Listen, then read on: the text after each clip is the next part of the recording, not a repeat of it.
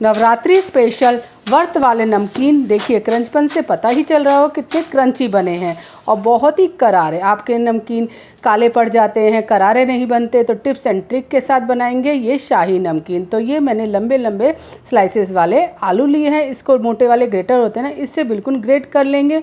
तो सारे आलू में इसी तरीके से ग्रेट कर लूँगी। अगर आप ग्रेट ना करना चाहते तो लंबे लंबे पीसीस में चिप्स काट के भी इसको ग्रेट कर सकते हैं। तो इसे मैं 3 से 4 पानी में धोऊंगी कि इसका जितना भी आलू का स्टार्च है वो निकल जाएगा और बिल्कुल आलू सफ़ेद हो जाना चाहिए, इतना इसमें पानी से हमें धोना है। तो इसे अच्छी तरीके से धोने के बाद इसके अच्छी तरीके से सारे पानी को निचोड़ लेंगे। इससे 80% पानी हमारा निकल जाता है और पानी जब नहीं रहेगा तो हमारे चिप्स बिल्कुल ही करारे बनेंगे।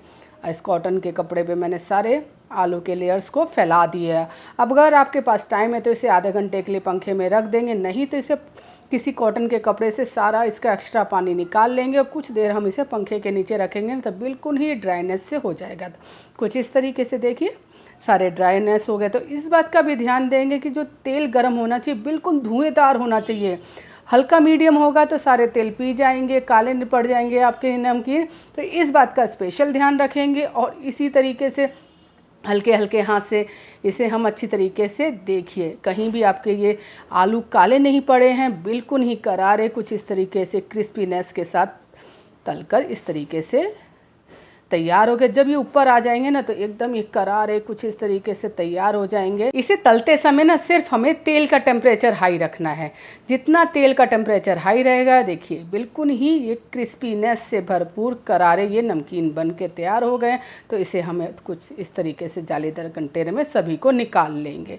तो इस तरीके से देखिए आलू को काले नहीं पड़े, तो ये वाला स्पेशल ट्रिक आप अपनाइएगा तो आपके नमकीन बिल्कुल ही कुरकुरे बनेंगे। तो अब बाकी चीज़ें फ्राई कर लेते हैं, जैसे मूंगफली के दाने। तो कुछ सेकंडों में ही सारी चीज़ें, सिर्फ आलू को फ्राई होने में टाइम लगता है, बाकी सारी चीज़ें तो कुछ सेकंडों में ही बहुत ही बढ़िया भुनकर तैयार हो जाती है। तो इसी तरीके से ना बीच बीच में हिला हिला कर हम मूंगफली के दानों को अच्छी तरीके से भून लेंगे। जब इस तरीके का कलर आ जाए तो इसे भी एक्स्ट्रा तेल निकाल कर हम इसे निकाल लेंगे। तो ये हमारे मूंगफली भुनकर तैयार हो गई। तो इसे भी हम प्लेट में निकाल देते हैं। इसी तरीके से सारे ड्राई फ्रूट्स को भी हम फ्राई कर देते हैं। तो काजू को कुछ ही सेकंडों में, काजू तो वैसे भी जल्दी हो जाते हैं, तो इसे कुछ सेकंडों में इस तरीके से हम भुनेंगे ना तो बहुत ही बढ़िया काजू भुनकर तैयार हो जाते हैं। देखिए इसी तरीके से हम ये बादाम को भी भून लेते हैं। तो सारी चीज़ें एक एक करके हम भूनते जाएंगे और इस तरीके से सारे नमकीन के इंग्रेडिएंट्स हम तैयार करते जाएंगे। तो मोस्टली सारी चीज़ें हमारी फ्राई हो चुकी है। तो ये जो किशमिश है वो भी कुछ सेकंडों में बहुत ही जल्दी फ्राई हो जाते हैं। जब किशमिश अच्छी तरीके से फ्राई हो जाए ना तो इसे भी हम प्लेट में निकाल लेंगे। ये मैंने मखाने लिए, मखाने को भी हम तब तक भूनेंगे जब तक इसका क्रंचपन बिल्कुल बढ़िया सा हो जाए। तो इस तरीके से मखाने को भी भून लेंगे। और ये नमकीन की खास बात पता क्या है, नवरात्रों के पहले दिन आप बनाइए और पूरे नवरात्रे से आराम से खाइए, बिल्कुल क्रंचपन बरकरार रहेगा। और ये थोड़े से साबूदाने को भी मैं हल्के हल्का इस तरीके से रोस्टेड कर लूँगी ना तो ये भी देखिए कितना लाजवाब ये भुनकर तैयार हो गया है। इसे बनाकर हम हफ्तों तक स्टोर करके रख सकते हैं। इसका क्रंचपन बना रहता है और बहुत ही बढ़िया, मार्केट से भी बिल्कुल बढ़िया ये तैयार हो जाते हैं।